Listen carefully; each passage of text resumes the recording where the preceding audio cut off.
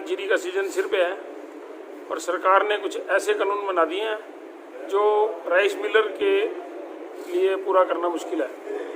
ऐसे में हमने ये निर्णय लिया है, जब तक सरकार उन नियमों को सरल नहीं करती और जो ये काले कानून उन्होंने बनाए हैं उनको वापस नहीं लेती, हम मिलिंग का काम नहीं करेंगे। हम अपने मिल बंद कर लेंगे।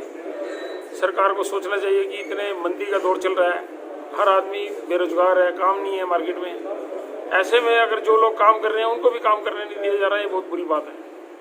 तो हमारा तो यही कहना है कि सरकार मिलरों की बात ध्यान से सुने, उसको माने, जायज डिमांड को मानकर। मुख्य क्या क्या मांगे आप? मुख्य हमारी मांगे हैं, एक तो सिक्योरिटी वापस ले 50 लाख,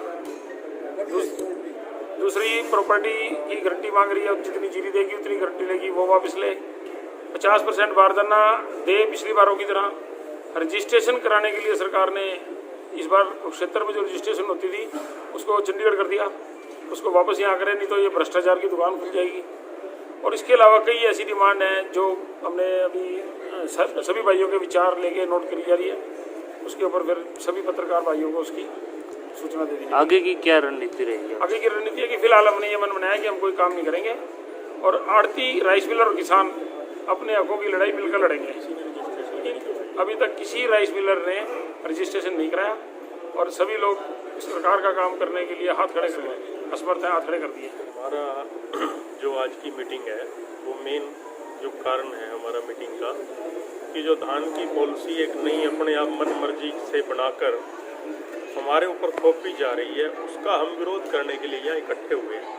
और उसका विरोध दर्शा किसी मिलर को हमने कहा भी नहीं, उसके बाद भी मिलर ने किसी ने उसकी रजिस्ट्रेशन नहीं करवाई, जो कि 10 तारीख तक सरकार ने तिथि निर्धारित की थी।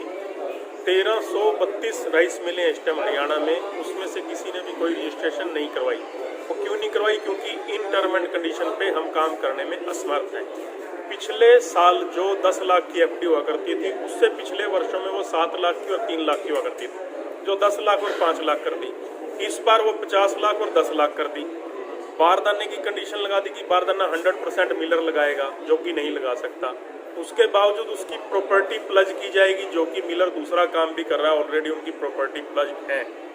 तो इन कंडीशनों पे काम नहीं हो सकता। और दूसरी तरफ जैसे पिछले साल हमने जिन साथियों ने कस्टम मिलिंग का काम अपना निपटा दिया, उनके अभी तक बिल नहीं क्लियर हो पा रहे, उनके ऊपर होल्डिंग चार्जेस लगाए जा रहे हैं, उनके मापदंड सबके अलग अलग हैं।